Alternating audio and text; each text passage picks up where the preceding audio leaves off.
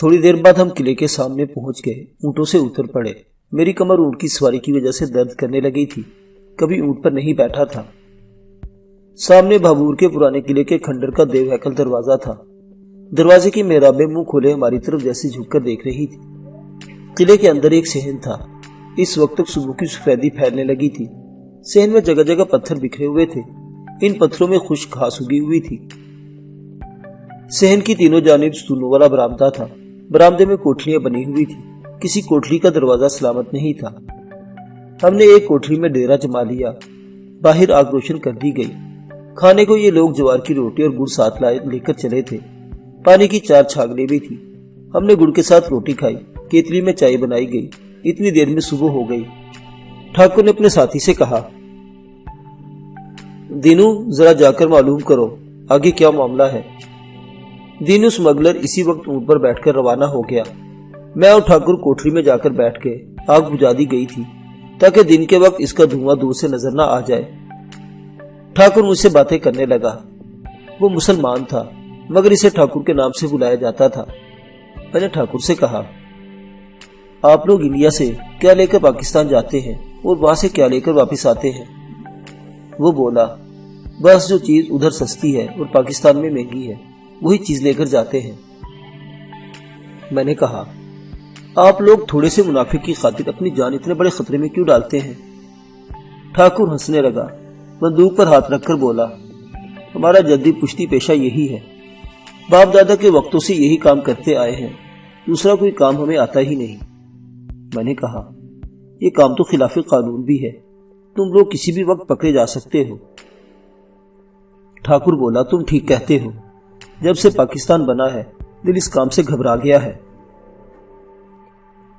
پاکستان سے ہمیں محبت ہے، یہ مسلمانوں کا ملک ہے، اسلام کے نام پر بنا ہے، اسی لیے میں منشیات لے کر کبھی یہاں سے پاکستان نہیں گیا، بس الائچیاں وغیرہ لے جاتا ہوں جو پاکستان میں مہنگی ہے۔ ہمارے گروہ کا ایک بھی آدمی انڈیا سے شراب وغیرہ لے کر کبھی نہیں گیا۔ اسی طرح کی باتیں کرتے وقت گزر گیا۔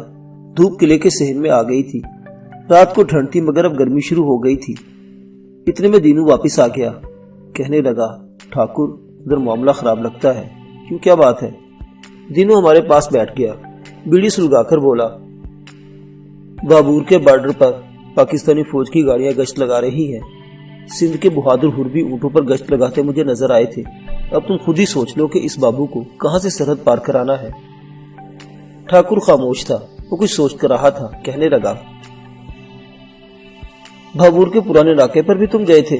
وہ بولا، ہاں میں ادھر کا بھی چکر لگا کر آیا ہوں، وہاں بھی خطرہ منڈلا رہا ہے۔ مجھ پر ایک بار پھر مایوسی کے بادل چھانے لگے۔ سوچنے لگا کہ اگر یہاں سے بھی پاکستان نہ جا سکا تو پھر میرا پاکستان پہنچنا بہت مشکل ہو جائے گا۔ ٹھاکر نے اپنی پگڑی اتار کر گود میں رکھی، سر کھجانے لگا، پھر دینو سے کہا، ابے ایسے کون سی بات ہو گئی ہے، دیکھا جائے گا، ہم آج رات بھابور کے پرانے ناکے سے ہی سرحد پار کریں گے۔ مجھے یاد آ گیا، خیردین نے کہا تھا کہ یہ لوگ مجھے انڈیا اور پاکستان کے سرحد کے درمیان جو خالی پٹی ہے، یہ لوگ مجھے وہاں چھوڑ کر واپس آ جائیں گے۔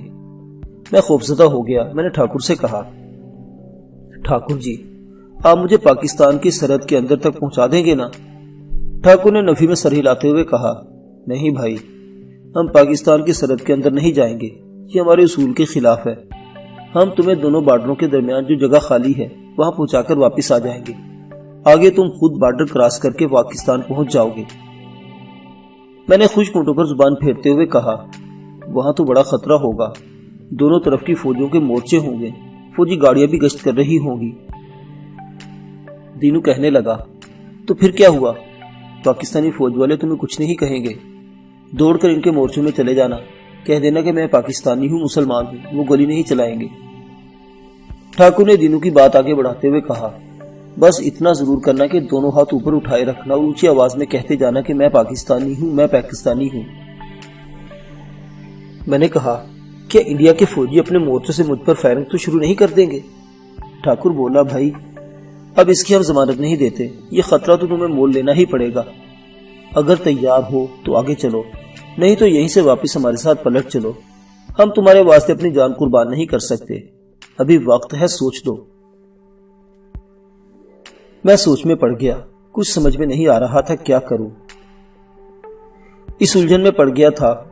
ٹھاکر نے بندوق ایک طرف رکھتے ہوئے کہا، اگر نہیں چاہنا تو چلو واپس چلتے ہیں۔ میں نے جلدی سے کہا، نہیں ٹھاکر جی، اب مجھے پاکستان کے سرحد کے سامنے چھوڑ دے، آگے جو میری قسمت میں ہوگا میں اس کے لیے تیار ہوں۔ ٹھاکر نے میری طرف دیکھ کر مسکراتے ہوئے کہا، شاباش، تم بڑے بہادر لڑکے ہو، خدا نے چاہا تو تم پاکستان پہنچ جاؤ گے۔ رات ہو گئی تو ٹھاکر نے دینوں کو وہیں قلعے میں بیٹھنے کی ہدایت کی اور مجھے اپنے اونٹ کے پیچھے بٹھا لیا، خود میرے آگے اونٹ پر بیٹھ گیا۔ یہ ایسا اونٹ تھا جس کے 2 کوہان تھے۔ ہم رات کی تاریکی میں بھابور کے ناکے والے بارڈر کی طرف روانہ ہو گئے۔ بندوق ٹھاکر نے کجاوے کے ساتھ لٹکا رکھی تھی، پانی کی صرف ایک چھاگل ہمارے ساتھ تھی۔ روٹی ہم قلعے سے کھا کر روانہ ہوئے تھے۔ اس وقت مجھے یوں محسوس ہو رہا تھا کہ جیسے ہی میری زندگی کا آخری کھانا ہو۔ رات کے خاموش ویران صحرا میں ستاروں کی دھندلی روشنی میں ہمارا اونٹ آہستہ آہستہ اس سمت کو چلا جا رہا تھا۔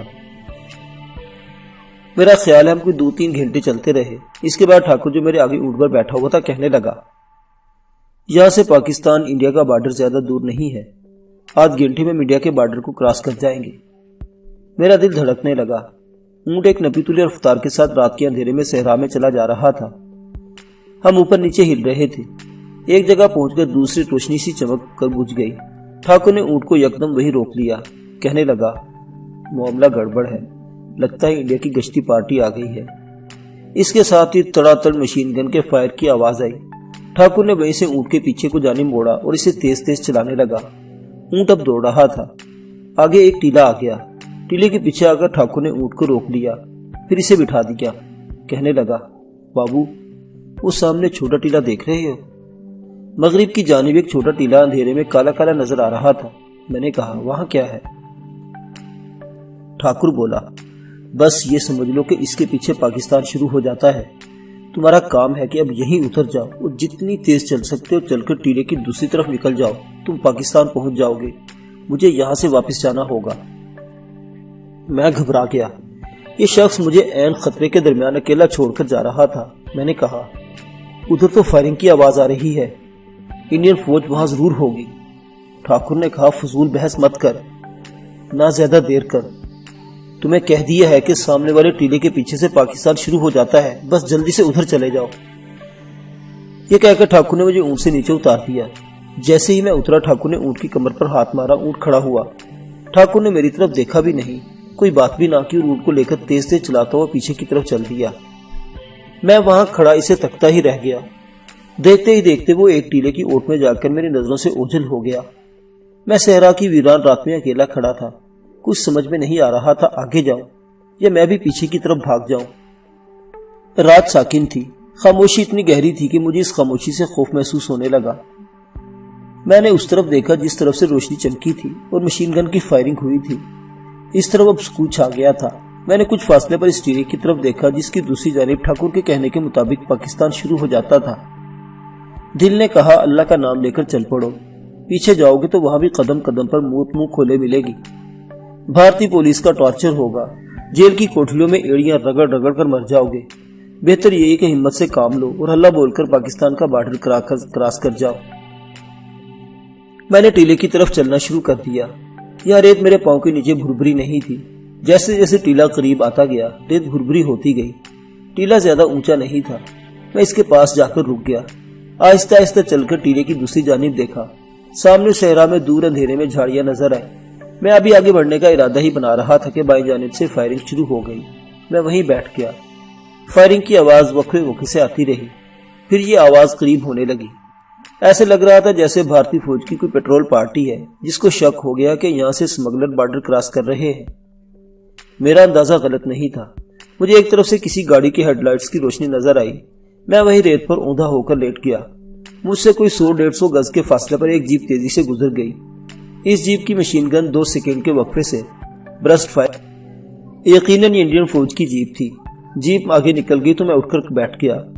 میں بہت زیادہ خوفزدہ تھا۔ مجھے ڈر تھا کہ مجھے بھارتی فوجی چاروں طرف سے گھیر لیں گے اور ہو سکتا ہے گرفتار کرنے کے بجائے اسی جگہ گولی سے اڑا دے۔ اتنے میں پیچھے سے ایک اور گاڑی کی روشنیاں نظر آئی۔ اس گاڑی کی مشین گن بھی برسٹ فائر کر رہی تھی۔ میں وہاں لیٹنے کے بجائے جس طرف سے آیا تھا اسی طرف تیزی سے بھاگ سکتا تھا۔ میں بھاگنے لگا۔ मैंने एक बार भी पीछे मुड़कर न देखा। भुरभुरी रेत पर ज्यादा भागा नहीं जा रहा था। कुछ दूर जाकर जमीन सख्त हुई तो मैंने अपनी रफ्तार तेज कर दी। काफी दूर निकल गया था। मेरा सांस फूल गया था। आगे दौड़ने की हिम्मत नहीं रही थी। वहीं हाँफता हुआ बैठ गया। ऐसे लग रहा था जैसे अभी मेरा दम निकल जाएगा। मैं बिल्कुल चित लेट गया। इस तरह कुछ आसानी महसूस हुई।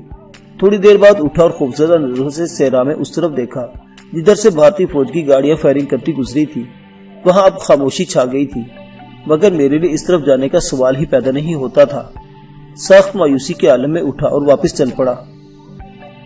मेरा हलक खुश्क हो गया था, होंठ सूख गए थे, सख्त प्यास लगने लगी थी, मगर दूर तक सहरा ही सहरा था।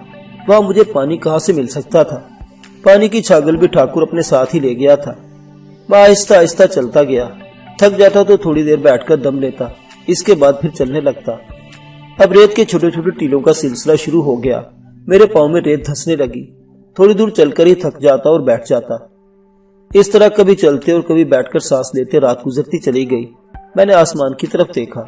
अभी सुबह के कोई आसार नहीं थे। सितारे इसी आबोताब से चमक रहे थे। खुदा जाने मैं कितनी देर तक चला हूँगा। एक मुकाम पर मुझे आवाज सुनाई दी।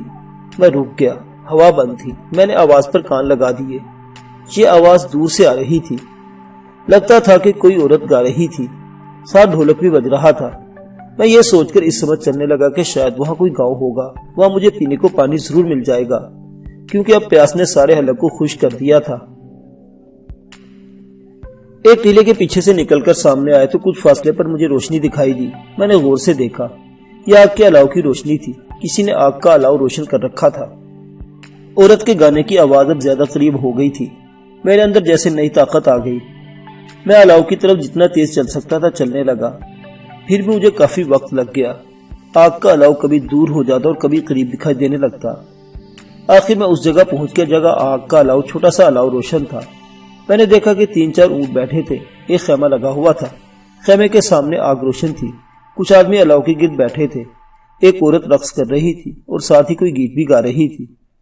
ये मंजर मुझे किसी ख्वाब का मंजर लगा। मैं ज्यादा करीब आ गया था। औरत ने स्याह लिबास पहन रखा था। अलाव की रोशनी इसके चेहरे पर पड़ती तो इसके कान और गले की चांदी के जेवर चमक उठते। अब इन लोगों ने मुझे देख लिया था। एकदम से रक्स रुक गया। 2 आदमी उठकर मेरे पास आ गए। मैं थकन से चूर होकर वहीं बैठ गया। वो झुककर मुझे गौर से देखने लगे। मैंने हाथ उठाकर कहा, पानी। उन्होंने अपनी जुबान में पीछे आवाज दी। वही औरत जो रक्स कर रही थी जल्दी से एक प्याले में पानी डालकर ले आई। मैंने प्याला अपने खुश्क होंठों से लगा लिया। पानी ठंडा और मीठा था। मैं सारा पानी पी गया। मुझे ऐसा महसूस हुआ जैसे कोई खेत बरसों का सूखा पड़ा हो और एकदम इस पर बारिश का पानी बरसने लगा हो। मैं निढाल था। एक आदमी ने कहा, इसको अंदर ले चलो। 2 आदमी ने मुझे बाजू से पकड़कर उठाया और खेमे में ले गए। खेमे में जमीन पर काले रंग का कंबल बिछा था। एक आदमी जोर जोर से मेरे पांव पर हाथ मलने लगा। अंदर तेल का लैंप पहले से रोशन था। रक्स करने वाली औरत और 3-4 मर्द मेरे करीब होकर बैठ गए। उनमें एक बूढ़ा था। इन सब ने बड़े बड़े पगड़ बांधे हुए थे। इनका लिबास राजस्थान के खाना बदोशों वाला था। इस किस्म के खाना बदोशों को मैंने फिल्मों में देखा हुआ था। बूढ़े खाना बदोश ने पूछा, कौन हो भैया, तुम इधर कैसे आ गए? मैंने इन्हें असल हकीकत तो ना बताई। यही कह दिया कि इस तरह अपने दोस्त के साथ शिकार खेलने आया था। दोस्त से बिछड़कर रास्ता भूल गया। ये बड़े अच्छे लोग थे, बड़े सादा दिल इंसान थे। उन्होंने झोंपड़ी में मुझे बिस्तर लगाकर लिटा दिया। मैंने सोचा कि किसी तरह यहाँ रात बसर करनी चाहिए। सुबह होगी तो रास्ता पूछकर किसी करीबी जगह चला जाऊंगा और वहां से वापस बंबई पहुंचने की कोशिश करूंगा। मेरी जेब में 6-7 रुपए ही रह गए थे। मैंने बूढ़े खाना बदोश को 5 रुपए निकाल कर देना चाहे, मगर इसने लेने से इनकार कर दिया। कहने लगा, भाई तुम हमारे मेहमान हो, मेहमानों की खिदमत करके कोई पैसे थोड़ी लेता है। डांस करने वाली लड़की का नाम रबीका था। वो इसी नाम से पुकारते थे। रात को बड़े मजे की नींद आई। इस एतबार से भी मेरा दिल मुतमईन हो गया था कि अब राजस्थान की तरफ से बल्कि जम्मू कश्मीर की तरफ से पाकिस्तान जाने की कोशिश करूंगा। बॉर्डर फोर्स वालों से भी बच गया था। सारी रात गहरी नींद सोया रहा। सुबह इस वक्त उठा जब धूप चारों तरफ खिली हुई थी। आदमी किसी झाड़ियों की शाखों को जोड़ जोड़कर पंखे और सफे बना रहे थे। 2 पक्की उम्र की औरतें भी थी। वो खाना पकाने में मसरूफ थी। رقص کرنے والی لڑکی جس کا نام رامکلی ہوگا ایک طرف بیٹھی چولہے پر روٹیاں پکا رہی تھی۔ میں خیمے سے باہر نکل آیا، وہ میری طرف دیکھ کر مسکرائی، پھر شرما کر روٹیاں پکانے میں مصروف ہو گئی۔ بوڑھے خانہ بدوش نے مجھ سے کہا، بھیا وہ پانی کا لوٹا لے لو اور ادھر جا کر منہ ہاتھ دھو آؤ۔ اس کے بعد میں نے اس کے ساتھ بیٹھ کر جوار کی روٹی اور اچار اور کڑوی چائے کا ناشتہ کیا۔ چائے میں بکری کا دودھ برائے نام ڈالا گیا تھا۔ رامکلی میرے لیے بکری کا دودھ الگ دھو کر لے آئی، پیالہ میری طرف بڑھا کر بولی، یہ لو پی لو۔ میں نے کہا نہیں، میں نے چائے پی ہے۔ وہ ہنسنے لگی۔ اس کی ماں نے دور سے آواز دی، پی لو بیٹا، یہ ہماری رسم ہے، جب کوئی مہمان ہمارے آتا ہے تو ہم اسے بکری کا دودھ ضرور پلاتے ہیں۔ میں نے دودھ پی لیا۔ بوڑھا خانہ بدوش اور اس کا ساتھی منگو میرے پاس بیٹھ کے بوڑھے نے مجھ سے کہا، بھیا ہم تو آگے چلے جائیں گے، دھوپ زیادہ نکلے گی تو چل پڑیں گے، تم بتاؤ تمہیں کہاں جانا ہے؟ میں نے کہا، بابا مجھے کسی قریبی گاؤں یا شہر کا راستہ بتا دینا، میں وہاں سے جودھ پور چلا جاؤں گا، پھر وہاں سے بمبئی چلا جاؤں گا۔ منگو کہنے لگا، آگے تو کوئی گاؤں نہیں ہے، جودھ پور بڑا پیچھے رہ گیا ہے۔ میں نے ان سے پوچھا، آپ لوگ کہاں جا رہے ہیں؟ بوڑھے نے کہا، ہم تو خانہ بدوش ہیں بھیا، ہمارا کوئی ٹھکانہ نہیں ہوتا، ہم پنکھے صفے بیچتے ہیں، کبھی کسی قصبے یا دیہات کا رخ کر لیتے ہیں، ورنہ اس صحرا میں چلتے پھرتے رہتے ہیں۔ منگو کو سوچ کر کہنے لگا، تم ہمارے ساتھ ہی رہو، 10-15 دنوں کے بعد ہم بیکانیر کی طرف سے ایک بڑے قصبے میں جانا ہے، وہاں سے تم آگے چلے جانا۔ میرے سامنے اس کے علاوہ کوئی چارہ کار نہیں تھا کہ ان کے ساتھ ہی اجاڑ صحرا میں سفر کرتا رہوں، جب تک کہ وہ کسی بڑے شہر یا قصبے کے قریب نہیں پہنچا دیتے۔ ان سے الگ ہو کر اس خطرناک علاقے میں سفر کرنا اپنے آپ کو موت کے حوالے کرنے کے مترادف تھا۔ میں نے ان کی تجویز قبول کر لی۔ ان کے بارے میں تو میں نے یہی اندازہ لگایا تھا کہ وہ ہندو ہیں، مگر انہوں نے مجھ سے میرے مذہب کے بارے میں نہیں پوچھا تھا کہ میں ہندو ہوں، عیسائی ہوں یا مسلمان ہوں۔ جب دھوپ ذرا تیز ہو گئی تو انہوں نے خیمہ اکھاڑ کر لپیٹا، دوسرے سامان کے ساتھ اسے ایک اونٹ پر لادا۔ عورتیں 2 ڈاچیوں پر بیٹھ گئی، ایک اونٹ پر میں اور خانہ بدوش سوار ہو گئے اور ہمارا قافلہ صحرا میں ایک طرف چل پڑا۔ سارا دن ہم صحرا میں سفر کرتے رہے۔ دھوپ بڑی تیز تھی مگر ہلکی ہلکی ہوا بھی چل رہی تھی۔ جب سورج غروب ہونے لگا تو قافلے والوں نے نخلستان میں ایک جگہ ڈیرا جما لیا۔ یہاں ایک چشمہ بہہ رہا تھا، کچھ درخت بھی تھے، 2 خیمے لگا دیے گئے، آگ روشن ہو گئی۔ ایک آدمی صحرا میں کہیں سے ہرن مار کر لے آیا، اسے الاؤ پر ڈال کر بھونا جانے لگا۔ رات کا اندھیرا چھا گیا تو خیمے کے باہر لالٹن روشن کر دی گئی۔ ایک جوان خانہ بدوش کلہاڑی لے کر ٹیلے کی طرف گیا اور بہت سی خشک لکڑی اور جھاڑیاں جلانے کے واسطے لے آیا۔ رات کو سب نے مل کر کھانا کھایا۔ انہوں نے دیسی شراب بھی تھوڑی تھوڑی پی۔ اس کے بعد الاؤ کے گرد جم گئی محفل۔ ایک لڑکا کوئی ساز اور دوسرا آدمی ڈھولک لے کر بیٹھ گیا۔ وہ لڑکی جس کا نام رامکلی تھا کمر کے گرد دوپٹہ باندھ کر چاندی کا زیور پہن کر آ گئی۔ ڈھولک بجنے لگا، ایک عورت نے کوئی گیت گانا شروع کر دیا، رامکلی رقص کرنے لگی۔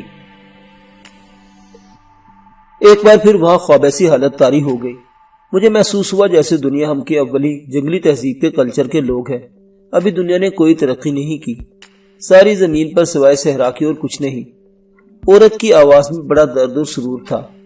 میں بوڑھے خانہ بدوش کے پاس بیٹھا تھا اور رامکلی کو گیت کے بولوں پر دیوانہ وار رقص کرتے دیکھ رہا تھا۔ اس کے پاؤں میں کوئی گھنگرو نہیں تھے، مگر وہ سانپ کی طرح بل کھا کھا کر رقص کر رہی تھی۔ کبھی رقص کرتے کرتے اچانک آگے کو جھک کر جیسے کسی کی تعظیم کرتی، پھر اچانک سر اٹھا کر یوں پیچھے ہٹ جاتی جیسے کسی چیز کو دیکھ کر خوفزدہ ہو گئی ہو۔ پھر ڈھولک کی لے پر گردش کرنے لگتی جیسے زمین اپنے محور کے گرد گردش کرتی ہے۔ ستارے سورج کے گرد گردش کرتے ہیں الاؤ کی روشنی میں۔ اس کے چہرے پر پسینے کے قطرے موتیوں کی طرح چمک رہے تھے۔ دیر تک یہ رقص و سرود کی معصوم اور مسادہ سی محفل جاری رہی۔ کچھ دیر بعد سب اپنے اپنی جگہ سونے کے واسطے چلے گئے۔ میرا خیال ہے میں کوئی 1.5 گھنٹے کے قریب سویا ہوں گا کہ اچانک میری آنکھ کھل گئی۔ میں نے رائفل کی فائر کی آواز سنی، آواز آہستہ آہستہ قریب آ رہی تھی۔ میں جلدی سے اٹھ کر باہر آ گیا۔ سارے خانہ بدوش فائر کی آواز سن کر جاگ پڑے تھے۔ بوڑھا خانہ بدوش ایک طرف اندھیرے میں دیکھ رہا تھا۔ اس نے کہا، لگتا ہے بارڈر پر پھر جنگ شروع ہو گئی ہے۔ مجھے معلوم کرنا تھا کہ جنگ شروع نہیں ہوئی، بلکہ بارڈر سیکورٹی فورس کے سپاہی میری تلاش میں اس طرف چلے آ رہے ہیں۔ جب فائرنگ کی آوازیں بہت قریب آ گئی تو میں نے وہی کیا جو مجھے اس وقت کرنا چاہیے تھا۔ میں نے بوڑھے خانہ بدوش سے بڑی عاجزی سے کہا، بابا یہ فوج کے آدمی میری تلاش میں ادھر آ رہے ہیں، مجھے ان سے بچا لو۔ میں کون ہوں اور یہ فوجی میرے پیچھے کیوں لگے ہیں یہ میں آپ کو بعد میں بتاؤں گا، صرف اتنا ضرور بتا دیتا ہوں کہ میں کوئی اسمگلر، ڈاکو، چور یا کوئی قاتل نہیں ہوں۔ اس وقت مجھے کہیں چھپا لے اور فوجی اگر یہاں آئے تو انہیں میرے بارے میں کچھ نہ بتائیں۔ بوڑھے خانہ بدوش نے کہا، میرے ساتھ آؤ۔ وہ مجھے کیکر کے درختوں کے پاس لے گیا۔ بوڑھا خانہ بدوش اس علاقے کے چپے چپے سے واقف تھا۔ کیکر کے درختوں کے جھنڈ میں ایک طرف ٹیلے کی دیوار کے اندر ایک بڑا سا شکاف بنا ہوا تھا۔ اس نے مجھے وہاں چھپا کر آگے جھاڑو کی شاخیں توڑ کر ڈال دی اور کہا، جب تک میں نہ کہوں یہاں سے باہر نہ نکلنا۔ میں کھو میں سمٹ کر بیٹھ گیا۔ یہاں سے مجھے خانہ بدوشوں کے خیمے دھندلے دھندلے دکھائی دے رہے تھے۔ ان خیموں کے پیچھے سے کچھ فاصلے پر کسی گاڑی کی ہیڈ لائٹس نظر آئی۔ یہ روشنی قریب آ رہی تھی۔ اس کے بعد جیپ کے انجن کی بھی آواز آنے لگی۔ جیپ خیموں کے پاس آ کر کھڑی ہو گئی۔ میں دھڑکتے دل کے ساتھ اس کی طرف دیکھ رہا تھا۔